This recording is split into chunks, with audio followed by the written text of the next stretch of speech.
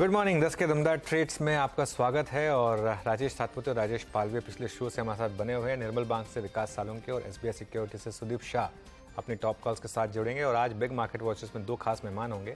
Market fundamentals पर बात करेंगे मार्सलस इन्वेस्टमेंट मैनेजर्स के फाउंडर सौरभ मुखर्जी से। इसके अलावा केडियानॉमिक्स के फाउंडर सुशील केडिया से मार्केट का टेक्निकल सेटअप और आज की रॉकेट कॉल्स जानेंगे। ये सब कुछ ही देर में। मार्केट इस समय कोशिश कर रहा है फिर से डे हाई पर आने की, निफ्टी 19832 पर। और इसमें सपोर्ट किया है मार्केट को दो स्टॉक्स ने, आईसीआईसीआई बैंक और आईटीसी। दोनों स्टॉक्स इस समय डे हाई पर।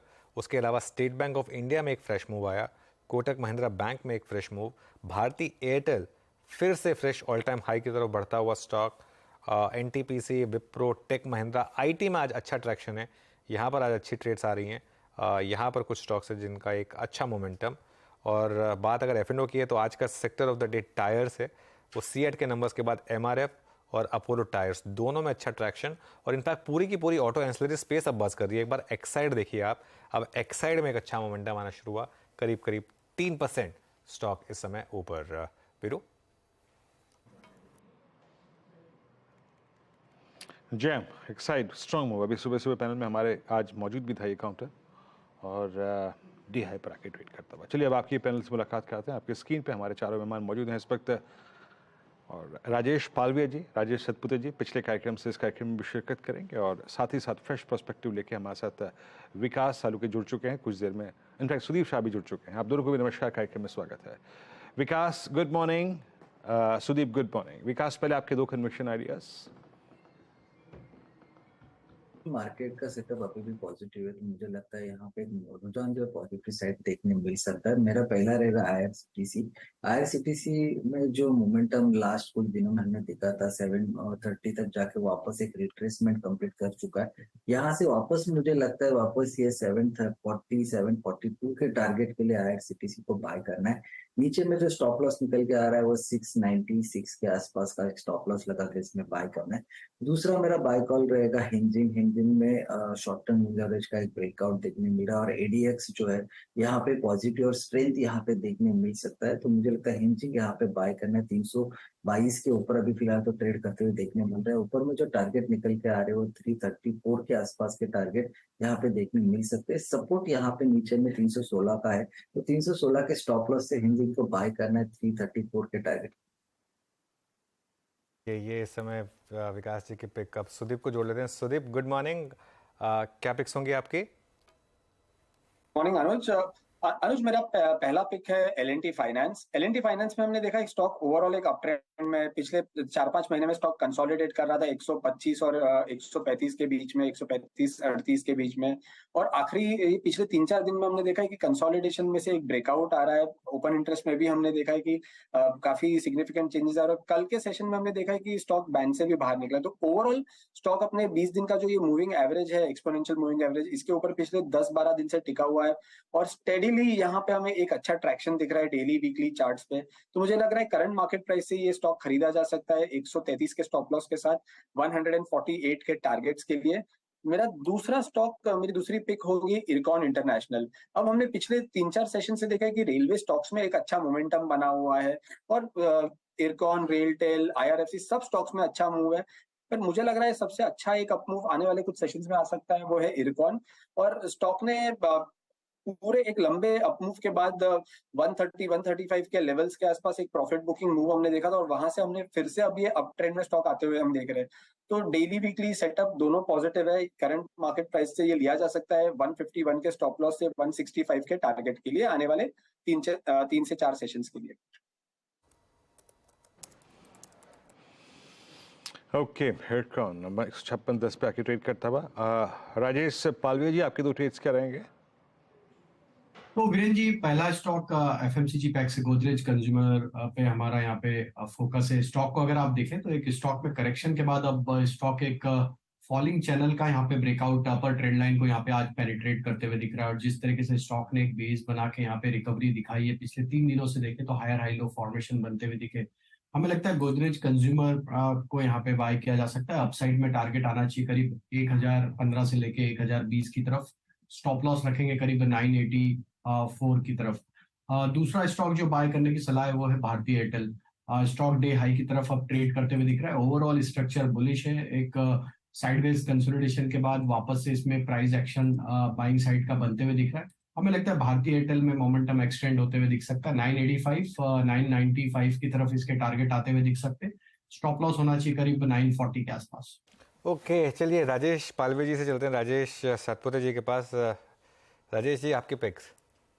अनुज देखिए, दो पिक्स रहेंगे। एक तो ऑटो में आयशर मोटर, मुझे लगता है आयशर मोटर में जो कंसोलिडेशन है उसके बाद आज जो मूव शुरू है तो ये करीब कहां तक जाएगा, 3600 का इसका टारगेट है। स्टॉप लॉस होगा 3490 का। एट द सेम टाइम थोड़ी नजर मेरी जो है वो मेटल सेक्टर पे है, और उसमें से जो सबसे बड़ा मुझे लगता है कि जो बड़ा मुंह देगा वो है JSPL Jindal steel. It's on the verge of breakout, rather मैं कहूंगा कि ऑलरेडी ब्रेकआउट हो चुका है। 700 के परे चला जाएगा तो शॉर्ट कवरिंग तेज होगी। सो जेएसपीएल बाय करेंगे 690 के स्टॉप लॉस के साथ। 720 725 ये इसका इंट्राडे स्विंग का टारगेट होगा। ओके, चलिए कुछ ही देर में सौरभ मुखर्जी को भी जोड़ेंगे, लेकिन इससे पहले एक और स्टॉक का चार्ट चेक ले लेते हैं। एक बार इंडस टावर वापस लेकर आइए। इंडस टावर में एक अच्छा मूव इस समय, डे हाई पर ये स्टॉक। यहाँ पर कोई व्यू आपका इस समय राजेश सतपुते जी? अनुज देखिए, एग्जैक्ट सपोर्ट पे खड़ा है। भारतीय में स्ट्रेंथ है, इसमें भी स्ट्रेंथ है, तो मुझे लगता है कि यहाँ पे स्विंग ट्रेड लेना चाहिए। स्टॉप लॉस रखे 188 का, और जो स्विंग का टारगेट होना चाहिए वो रहेगा 198 to 200। चलिए ठीक है, तो ये कुछ इस समय ट्रेड्स आपके लिए। चलिए एक काम करते हैं, बिग मार्केट वॉइसेस की बात करते हैं। मार्केट फंडामेंटल्स पर बात करने के लिए मार्सलस इन्वेस्टमेंट मैनेजर्स के फाउंडर सौरभ मुखर्जी मौजूद हैं, जो कि देश के जाने माने पोर्टफोलियो मैनेजर्स में गिने जाते हैं। Saurabh Mukherjee small cap space पर एक अच्छी पकड़ रखते हैं, और चैनल पर खैर काफ़ी समय से सौरभ आ रहे हैं। और एक चीज़ का ध्यान रखिएगा कि Saurabh Mukherjee London school of economics से भी पढ़ चुके हैं, और एम्बिट कैपिटल के भी सीईओ रह चुके हैं। सेबी के कई वर्किंग ग्रुप्स में भी जुड़े हैं, और जैसा मैंने कहा कि एक काफ़ी बड़े फंड मैनेजर से माने जाते हैं। Saurabh ji, good morning. आज ऑब्वियसली आपसे पहला सवाल तो आपकी जो सबसे बड़ी पोर्टफोलियो होल्डिंग है उस पर ही होगा, एचडीएफसी बैंक पर, क्योंकि काफ़ी कंफ्यूजन चल रहा है सोशल मीडिया में कि रिजल्ट्स अच्छे हैं या खराब हैं। सब शायद अपने अपने लेंस से देख रहे हैं उसको। आपने नंबर्स पढ़े, आपको कैसे लगे नंबर्स, और आपका क्या व्यू है? सोचिए अनुज, ताज्जुब की बात है कि रिजल्ट आने के बाद भी लोगों को समझ नहीं आता रिजल्ट अच्छे हैं या बुरे हैं। तो देखिए, 25 साल से एचडीएफसी बैंक अच्छे रिजल्ट दे रही है। ये रिजल्ट भी अच्छे थे, मेरे ख्याल से काफी स्ट्रेट फॉरवर्ड है समझना कि रिजल्ट अच्छे थे। मैं तीन आंकड़े देता हूँ। आप एचडीएफसी लिमिटेड को एक फॉर मिनट भूल जाइए। अगर आप एक्सक्लूडिंग एचडीएफसी लिमिटेड देखें, एचडीएफसी बैंक का नेट इंटरेस्ट इनकम वाई करीबन 30% छलांग मारा। एक्सक्लूडिंग एचडीएफसी लिमिटेड अगर आप देखें, एचडीएफसी बैंक की एनपीए रेशियो आ रही है, ग्रॉस एनपीए रेशियो 1.12% का। ये दूसरे प्राइवेट सेक्टर बैंक के मुकाबले करीबन आधा है। सो एक्सक्लूडिंग एचडीएफसी लिमिटेड 1.12 का एनपीए रेशियो दूसरे प्राइवेट सेक्टर बैंक के मुकाबले करीबन आधा है। और तीसरा चीज, लायबिलिटी फ्रेंचाइज डिपॉजिट्स की ग्रोथ 18% वाई आ रही है। ये सबसे अहम आंकड़ा है हमारे लिए, मार्सलस के लिए। इतना बड़ा होल्डिंग हमारे लिए, डिपॉजिट्स का ग्रोथ 18% के ऊपर आ रहा है। That's a very important number, because इसका मतलब क्या है कि एचडीएफसी लिमिटेड की जो लोन बुक है वो धीरे धीरे एचडीएफसी बैंक के डिपॉजिट से फंडेड हो जाएगी। इससे कंबाइंड एंटिटी की इंटरेस्ट मार्जिन आगे जाते हुए बढ़ेगी। फाइनली रही बात, काफी लोग काफी गपशप कर रहे थे इंडिया में, काफी देर से गपशप कर रहे थे कि एचडीएफसी लिमिटेड आ जाएगा, एचडीएफसी लिमिटेड की डेवलपर बुक है, इससे स्ट्रेस बन जाएगा, कुछ ना कुछ भूचाल आ जाएगा। ऐसा कुछ नहीं हुआ। On the merger date on 1 July combined entity का ग्रॉस एनपीए रेशियो 1.42% था, वो विद इन 3 मंथ्स गिर के 1.34 हो गया है। मेरे ख्याल से आगे जाते हुए ये एनपीए रेशियो और घटती रहेगी। So for first set of result, पहला रिजल्ट जुड़े हुए एंटिटी का, मेरे को तो बहुत मजा आया देख के। शानदार बैंक है, 25 साल से अच्छा बिजनेस चल रहा है, और मेरे माँ बाप का, हमारे 10,000 क्लाइंट्स का इसमें निवेश है थ्रू मार्सलस पोर्टफोलियोज। तो ये बात हो गई एचडीएफसी बैंक की। अच्छा सर, कोई और स्टॉक पिक किया कि आपने रिसेंटली, जिस पर आप डिस्क्लेमर के साथ बातचीत कर सकते हैं, जो हमने पिछली इंटरेक्शन में नहीं डिस्कस किया हो? हाँ जी, देखिए, हमने लास्ट 3-4 महीने में ट्रेंड में एक पोजीशन बनाई है। हमारे कंसिस्टेंट कंपाउंडर पोर्टफोलियो में और हमारे mid cap portfolio rising giants में भी ट्रेंड आया है। क्यों लाए हैं ट्रेंड? 10-12 साल से मैनेजमेंट से परिचित हैं, कंपनी से परिचित हैं, लेकिन 2-3 साल पहले तक सिर्फ वेस्ट साइड ही था। ट्रेंड के पास एक ही इंजन था पैसा कमाने का, वेस्ट साइड था। लास्ट 3-4 साल में हमारे रिसर्च के मुताबिक इन्होंने बहुत अच्छा काम किया है। ज़ूडियो को दमदार फ्रेंचाइज बनाया है, करीबन 400-500 स्टोर। और ज़ूडियो ने 3-4 चीजें करके दिखाई हैं जो मेरे ख्याल से दूसरा कोई अपैरल में नहीं कर पाया। पहला है ज़ूडियो का जो ये फास्ट फैशन का फॉर्मेट है, करीबन 7-8 दिन में दुकान के सारे कपड़े बिक जाते हैं। ये इस रफ्तार से किसी और रिटेलर ने इन्वेंट्री को बेचा नहीं है। कुछ कमाल वैसा जैसा एशियन पेंट्स ने पेंट में किया है, उस प्रकार का रैपिड इन्वेंट्री टर्न ज़ूडियो दिखला रहा है रिटेल में। दूसरी चीज है 300, 400, 500 रुपए के कपड़े हैं, सस्ते कपड़े हैं, फास्ट फैशन है, युवा लोगों की तरफ ये टारगेटेड है, लेकिन दुकान बहुत बढ़िया दिखती है। ज़ूडियो का दुकान अच्छा फॉर्मेट है, देखने में अच्छा है, कपड़े भी सस्ते हैं और रफ्तार से इन्वेंट्री निकल रही है। और तीसरा जो चीज जो मैंने देखा है, इन्होंने इनका रोल आउट का स्पीड, रैंप अप का स्पीड बहुत ही रैपिड है। करीबन 400-500 ज़ूडियो खुल चुके हैं। हमारा अंदाजा है साल में ये आराम से 300-400 ज़ूडियो खुल पाएंगे और अगले 3-4-5 साल में हमारी उम्मीद है कि करीबन 2500 ज़ूडियो के आउटलेट्स होंगे। तो ट्रेंड में हमारा पोजीशन वेस्ट साइड तो कमाता था ही, ज़ूडियो एक नया दमदार इंजन बन गया और उसके साथ साथ हमारी उम्मीद है कि स्टार बाजार, इनका ग्रोसरी फॉर्मेट भी प्रॉफिटेबल बन जाएगा। इन तीनों ड्राइवर्स के बेसिस पे हमने ट्रेंड में बहुत कंसिस्टेंट कंपाउंडर्स और हमारे मिड कैप पोर्टफोलियो में पोजीशन बनाई है। जी, तो हमने सौरभ जी के 2 स्टॉक्स उनके पोर्टफोलियो में सम्मिलित उन पर बात की, HDFC bank trend. Saurabh ji good morning, Virendra बोल रहा हूँ दिल्ली स्टूडियो से। मैं जब इस बार आप आते तो मैं एक स्पेस के बारे में जरूर बात करता, डायग्नोस्टिक स्पेस, क्योंकि आपने विजय डायग्नोस्टिक पे कॉल ली थी और आप लोगों ने पोर्टफोलियो में शामिल किया था इसको।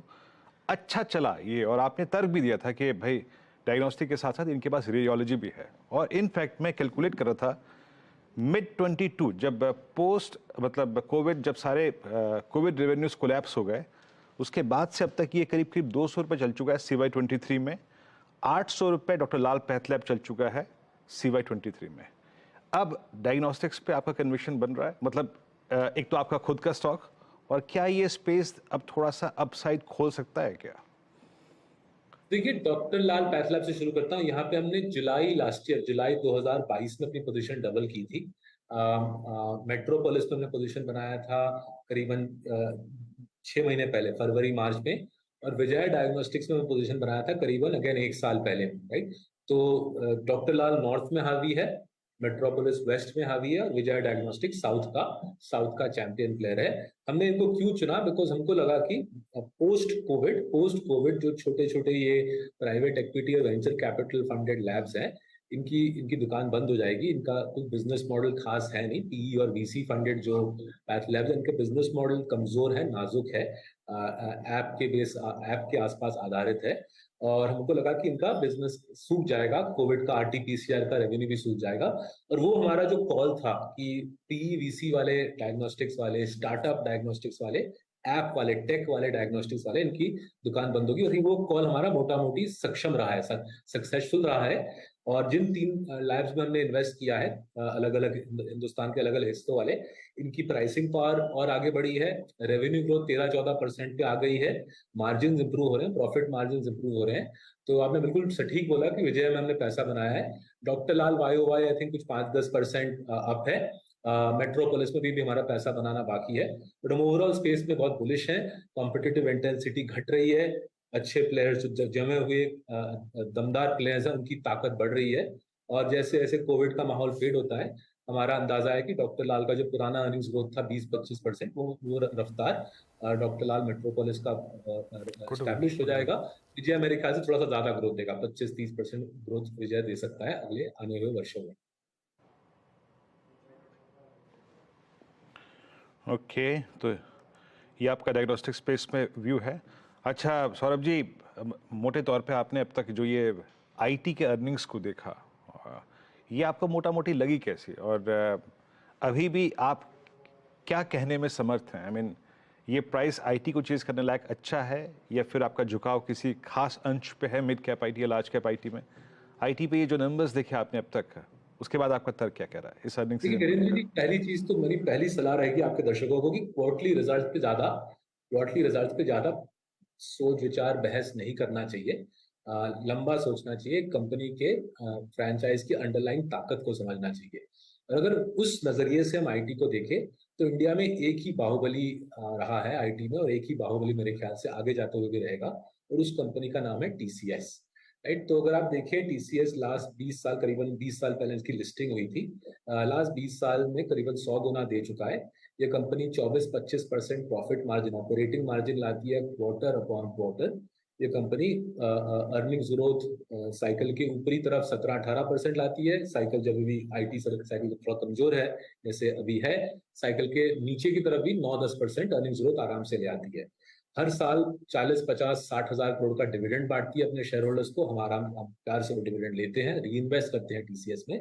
तो टीसीएस जैसा कंपनी है, आप देखिए डील विंस रिकॉर्ड मात्रा पे चल रही है। क्यों डील विंस रिकॉर्ड मात्रा पे चल रही है? बिकॉज पूरा विदेश के फॉर्च्यून 500 कंपनीज का क्लाउड और एआई का पूरा ट्रांजिशन बाकी है। क्लाउड और एआई का ट्रांजिशन का काम टीसीएस, इन्फोसिस जैसे कंपनीज के पास आएगा, ये लोग दबा के कमाएंगे। नियर टर्म वीकनेस पे ज्यादा मेरे ख्याल से बहस करने की या फोकस करने की आवश्यकता नहीं है। और वीकनेस भी किस प्रकार की? नियर टर्म वीकनेस के दौरान भी टीसीएस की अर्निंग्स ग्रोथ 9-10-11 आ रही है, ऑपरेटिंग मार्जिन 24-25 आ रही है, एट्रिशन, स्टाफ एट्रिशन घट चुकी है। तो अगर कोई कंपनी कमजोरी में इतने बढ़िया नंबर ला सकता है तो क्रॉस साइकिल तो आपके मेरे लिए मोटा कमा के देगा। इसलिए टीसीएस हमारे लिए काफी सालों से बड़ा पोजीशन रहा है और आगे जाते हुए मेरे ख्याल से रहेगा। Okay, TCS. अच्छा सौरभ, अब एशियन पेंट्स में क्या फाइनली एक क्या कहते हैं ग्रेविटी चेक हो रहा है क्या? क्योंकि लगातार 10 साल तक इस स्टॉक ने एक आउट परफॉर्म किया इंडेक्स को, लेकिन अभी पिछले कुछ 6 महीने 1 साल से थोड़ा ये स्टॉक फंसा है। क्या भी होगा अब इस समय फ्रेश एशियन पेंट्स पर? देखिए, अगर आप फंसने की बात करें, उसको हॉलिडे पीरियड बोलते हैं, फंसने की बात करें तो पहले भी फंसा है स्टॉक, राइट? एचडीएफसी बैंक भी पहले फंसा है, एशियन पेंट भी फंसा है। फंसने की बात हम स्टॉक मार्केट के प्राइस मूवमेंट के तरफ से बोल रहे हैं।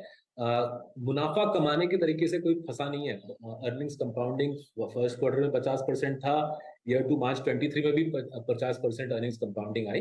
तो अगर कोई कंपनी 30-40-50% अर्निंग्स कमाता जा रहा है तो मेरे को ज्यादा ऑनेस्टली स्टॉक प्राइस पे फोकस करने की आवश्यकता नहीं है। कोई कॉम्पिटिटिव थ्रेट यहाँ पे नजर नहीं आ रही। और लीविंग असाइड पेंट में जो बहस चलती रहती है कि जेएसडब्ल्यू पेंट ये करेगा, ग्रासिम वो करेगा, लीविंग दैट बहस असाइड, होम डेकोर में उन्होंने जो लास्ट 3-4 वर्षों में करके दिखाया है, मेरे को लगता है कमाल का प्रदर्शन है। Without raising any new funding, share holders के एग्जिस्टिंग प्रॉफिट्स को लेकर उन्होंने होम डेकोर का लार्जेस्ट बिजनेस खड़ा किया है। मेरे ख्याल से पेपर फ्राई के मुकाबले दुगना या तिगुना बड़ा धंधा बनाया है, प्रॉफिटेबल धंधा बनाया है। और मैं एज अ शेयर होल्डर, मैंने पेंट की कंपनी ली थी 4 साल पहले, मेरे को मुफ्त में इंडिया का लार्जेस्ट होम डेकोर बिजनेस मिल गया। ये होम डेकोर बिजनेस पेंट के मुकाबले, होम डेकोर इंडस्ट्री पेंट के मुकाबले 5 गुना बड़ी है। यहाँ पे कोई एस्टैब्लिश बाहुबली नहीं है। मेरे ख्याल से अगले 10 साल में अच्छी प्रोबेबिलिटी है कि एशियन पेंट सिर्फ पेंट का ही राजा नहीं, होम डेकोर का कंसोलिडेटेड राजा बन जाएगा। किचन वेयर, बाथरूम्स, वॉलपेपर, पूरा घर का काम आपके मेरे लिए ये करके देगा। सो अर्निंग्स कंपाउंडिंग दौड़ रही है, दमदार रफ्तार से दौड़ रही है। कॉम्पिटिटिव इंटेंसिटी मेरे ख्याल से डाइल्यूट हो रही है रादर देन इंटेंसिफाई हो रही है। और शेयर प्राइस अगर 1.5-2 साल से ज्यादा चला नहीं है तो अच्छी बात है, खरीदने का मेरे ख्याल से अच्छा मौका मिल जाता है फिर। ओके, चलिए सौरभ, बहुत बहुत शुक्रिया आज हमारे साथ जुड़ने के लिए और हमसे बात करने के लिए। ये बात होगी मार्सलस से। चलिए एक काम करते हैं, मारुति का शेयर लेकर आइए, उसके बाद एक ब्रेक लेंगे।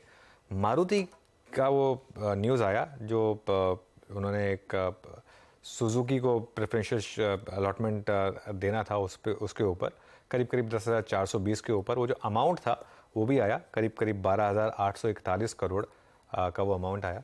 तो उसकी वजह से ये इस समय एक मूव स्टॉक में। चलिए एक ब्रेक लेते हैं, ब्रेक लेकर जब लौटेंगे तो सुशील खेड़े जुड़ेंगे हमारे साथ।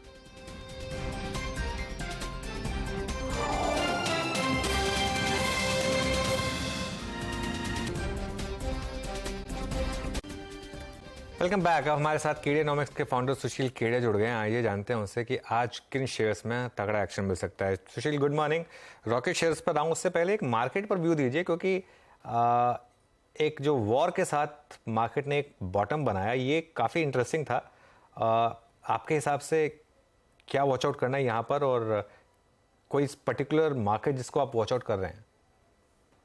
देखिए सबसे ज्यादा खतरनाक तो जो मार्केट है वो जो तेल अवीव 35 इंडेक्स है, जिसको लेकर के इस वॉर को लेके जो असमंजस मचा हुआ है। तो आपको अगर मैं ये इंडेक्स दिखा पाता हूं तेल अवीव की मेरे स्क्रीन से, तो आप देखोगे कि ये भी मार्केट अब बॉटम हो गया है। ये मार्केट बॉटम बनाने के कगार पे था और वॉर आने पर इसने और एक एक्सेप्शनली नीचे की मूव दे दी। और अब हमें तो यहां से दिखता है कि 1-2% की जगह हो सकती है अगले 8 से 10 महीने में। इवन इसराइल का बाजार मुझे 45% बढ़ते हुए लग रहा है। अब इसराइल 45 बढ़ेगा तो इसका मतलब ये नहीं निफ्टी 45 बढ़ेगी, हम ऑलरेडी बहुत ऊपर है। पर इसराइल अब वजह नहीं है मंदी की। अगर मंदी आती है तो उसकी वजह कोई और होगी। जो वॉर को करना था मार्केट के साथ वो कर चुका है। ओके, चलिए, तो ये हो गई इसराइल की मार्केट। निफ्टी और बैंक निफ्टी पर अब क्या व्यू बन रहा है सुशील? उसके बाद आएंगे रॉकेट कॉल्स पर। लास्ट टाइम जब आप आए थे तो आप काफी बुलिश थे निफ्टी और बैंक निफ्टी दोनों को लेकर। तो देखिए इस बार मैं आपको निफ्टी की ना चार्ट दिखा के, आवरली चार्ट जो है ये हमारी गिफ्ट निफ्टी की चार्ट है, क्योंकि इसमें ज्यादा घंटों तक ट्रेडिंग होती है तो पैटर्न्स और ज्यादा घने हो जाते हैं। तो आप देखो यहाँ पे जो बड़ा पॉपुलर एक टेक्निकल एनालिसिस का पैटर्न है, इन्वर्टेड हेड एंड शोल्डर। तो ये देखिए लेफ्ट शोल्डर बन गया, राइट शोल्डर बन गया और यहाँ ये हेड है। अब अगर आज हम ये ब्रेकआउट दे देते हैं 19,880 के ऊपर, तो इस पैटर्न के अनुसार 20,340 तक हम जा सकते हैं कि एक नया हाई छप जाए। इस पैटर्न में भी थोड़ी सी विषमताएं हैं। तो एक इंटरिम पड़ाव 20,050 का है। तो 19,880 के ऊपर 19,900 पे आज हम चलें तो 20,050 और उसके बाद फिर एक नया हाई ये मार्केट दिखा सकती है। और ये नया हाई आ जाए इसका मतलब ये नहीं कि यहां से हम 21,000 की चाल पे चल जाएंगे। बीच बीच में आएंगे बड़े पुल बैक्स, बट इवेंचुअली इस वक्त 21,000 तक की निफ्टी का ध्यान बना के काम करने में ज्यादा फायदा है। वो होगा नहीं होगा, पर यहां से एक सस्टेन तेजी अक्रॉस द बोर्ड, पार्टिसिपेशन है मार्केट में, ब्रेड्थ बहुत स्ट्रांग है, तो तेजी का रुख बना के काम करने वाले की जीत लगती है यहां से।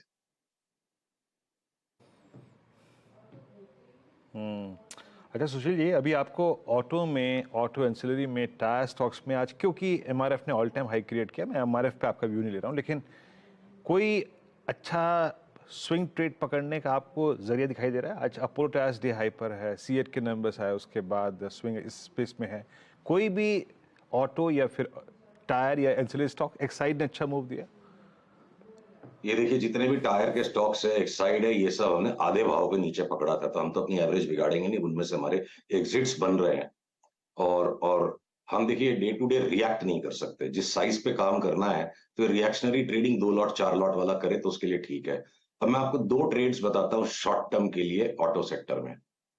एक जो मारुति, जिसको लेकर के बार बार बात उठती है और मैं हाथ जोड़ लेता हूँ कि मेरे से मारुति लिया नहीं जाएगा। आप ये देखो मारुति में यहाँ पे नया हाई आया, सेल ऑफ हो गया, फिर नया हाई आया, सेल ऑफ हो गया, फिर नया हाई आया, सेल ऑफ हो गया, अब एक और नया हाई आया है और हम इस ऊपर की पीली रेखा को 10,880-90 को स्टॉप लॉस बना के 10,050 के लिए बेचेंगे।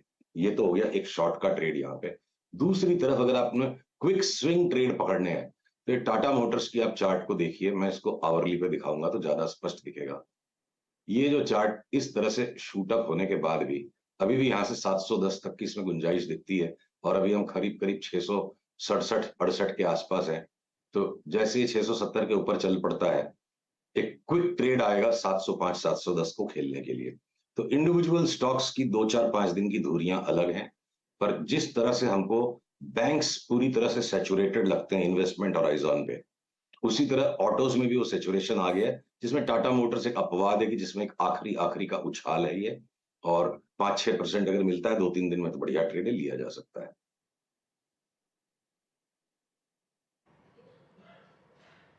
मैं कुछ ट्रेड्स सुशील, तो आपके आज के रॉकेट कॉल्स क्या होंगे? आप जरा आते हैं असली मसाले पर, कौन से स्टॉक्स पर बेट लगा रहे हैं? देखिए इंडिया सीमेंट्स की जो चार्ट है, अदरवाइज भी सारा सीमेंट सेक्टर अच्छा लग रहा है, पर इंडिया सीमेंट्स को जितना अंडररेट कर दिया लोगों ने, और इसकी क्रिकेट की टीम का आज वैल्यूएशन जबरदस्त हो गया है। कैसे इसके पुराने प्लांट्स को ये फाइनेंस करेगा, क्रिकेट की टीम के शेयर बेच के फाइनेंस कर लेगा।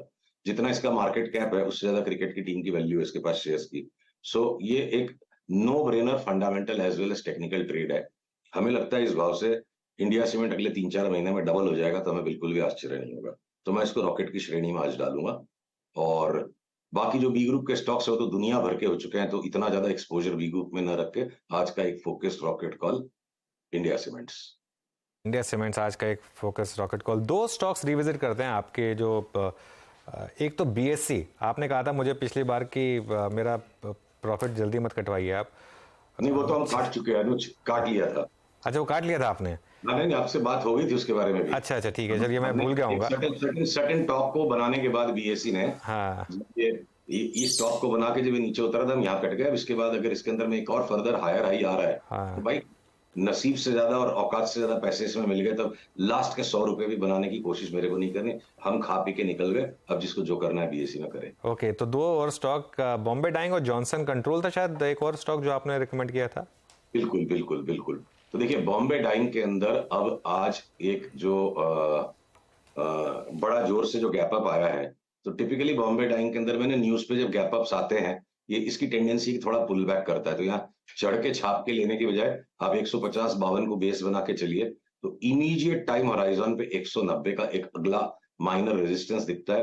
पर ये कोई सट्टे का काउंटर नहीं है कि आप ये रोज की ट्रेडिंग इसमें करो। तो 190 की रेजिस्टेंस पे भी थोड़ा सा पड़ाव लेने के बाद इवेंचुअली स्टॉक मुझे 210 तक इमीडिएट चाल दिखती है। 190 पे थोड़ा पड़ा, फिर 210, फिर वहां से एक डीपर करेक्शन, बट इवेंचुअली कोई साल भर का व्यू ले तो 350-400 रुपए का स्टॉक है।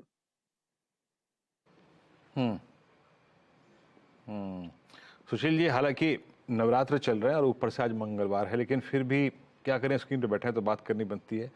ये एक बार जरा देखिएगा यूनाइटेड स्पिरिट्स, ये कैसा लग रहा है आपको? ये मेरे ख्याल से इस वक्त डे हाई पर ट्रेड कर रहा है और ये ऑल टाइम हाई पर भी है 1095।